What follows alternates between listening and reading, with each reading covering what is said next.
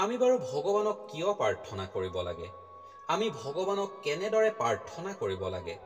এজন ভক্ত হিচাপে সকলোৰে মনত এইসমূহ প্ৰশ্ন এবাৰলৈ হ'লেও উদয় হয়। আমি ভগৱানক শাস্ত্ৰসন্মতভাৱে বা ধৰ্ম গ্ৰন্থসমূহত উল্লেখ কৰি থৈ যোৱা নিয়ম মতে প্ৰাৰ্থনা কৰিলেহে ভগৱানে আমাৰ প্ৰাৰ্থনাক স্বীকাৰ কৰি লয় নেকি?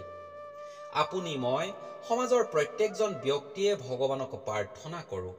হয়তো সমাজত এনেকুৱা খুব কম ব্যক্তি ওলাব যি ভগৱানৰ নাম দিনটোত এবাৰলৈ স্মৰণ নকৰে বা ভগৱানক বিশ্বাস নকৰে। আজি আপোনালোকৰ লগত আমাৰ মনত উদয় হোৱা এইসমূহ প্ৰশ্নৰ বিষয়ে আলোচনা কৰিবলৈ লৈছোঁ। যদি আপুনিও এইসমূহ প্ৰশ্নৰ সঠিক উত্তৰ পাব বিচাৰে তেন্তে ভিডিঅ'টোৰ শেষলৈকে চাব বুলি আশা কৰিলোঁ। নমস্কাৰ বন্ধুসকল, আপোনালোকে চাবলৈ আৰম্ভ কৰিছে GN-A-to-Z। প্ৰাৰ্থনানো কি? আপুনি এই কথাটো কেতিয়াবা ভাবি চাইছেনে? প্ৰাৰ্থনা হ'ল ঈশ্বৰৰ সেৱা আৰু আজ্ঞা পালন কৰাৰ এক মাধ্যম। প্ৰাৰ্থনা কৰাৰ আন এক কাৰণ হ'ল যিকোনো পৰিস্থিতিত ঈশ্বৰৰ পৰা সমাধান পোৱাৰ এক উপায়। প্ৰাৰ্থনাৰ জৰিয়তে আমি ভগৱানৰ চৰণত নিজক সমৰ্পণ কৰিব পাৰোঁ। সমৰ্পণ অবিহনে ঈশ্বৰক ভক্তি কৰা একেবাৰে অসম্ভৱ। প্ৰাৰ্থনাই মানুহৰ দেহ মন সুস্থ আৰু সবল কৰি ৰাখে।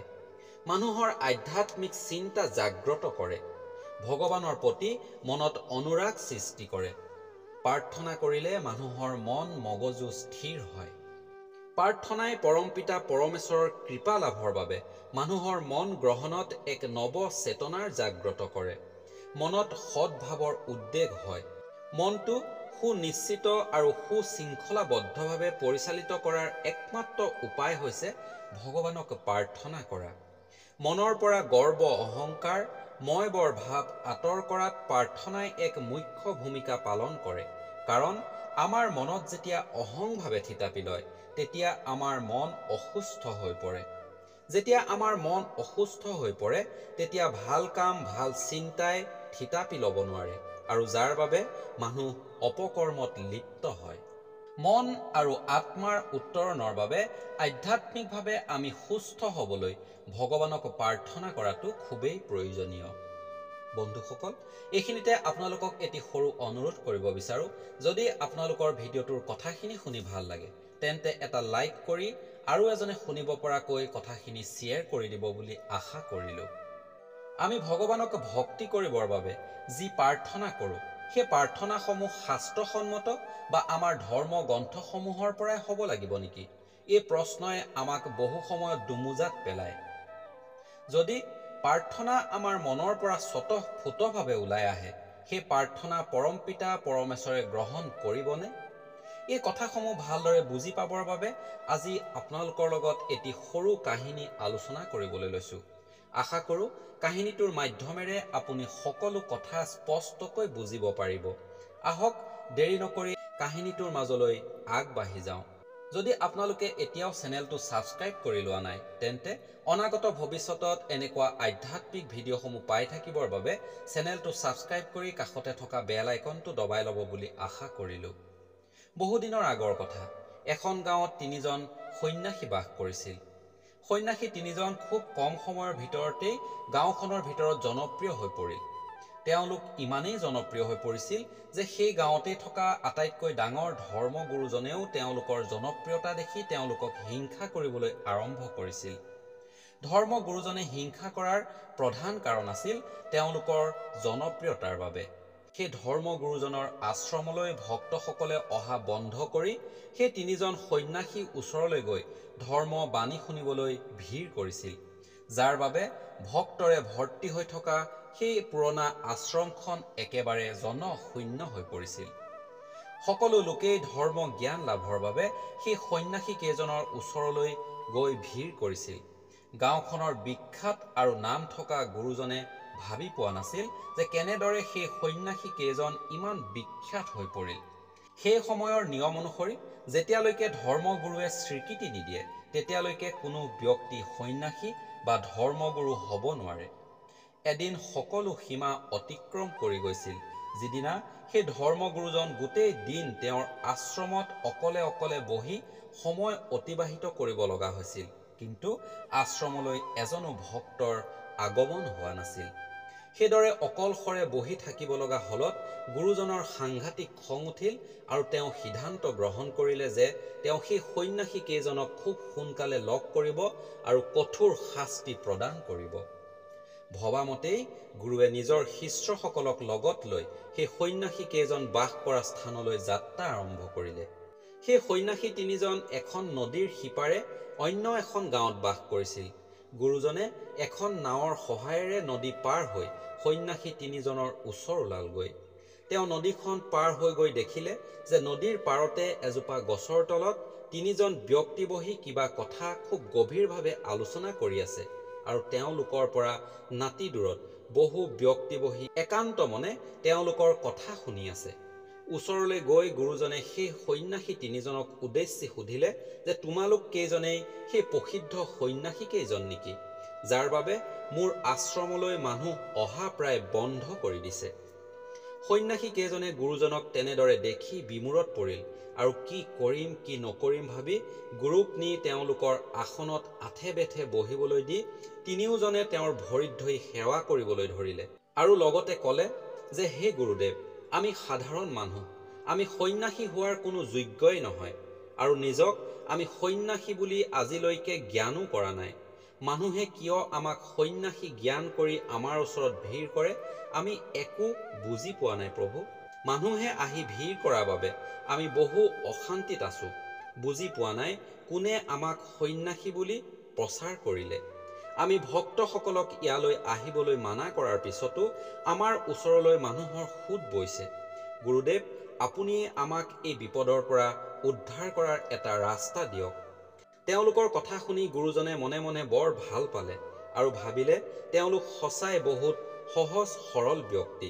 সুবিধা পাওঁতেই আজি তেওঁলোকক এসেকা দিব লাগিব।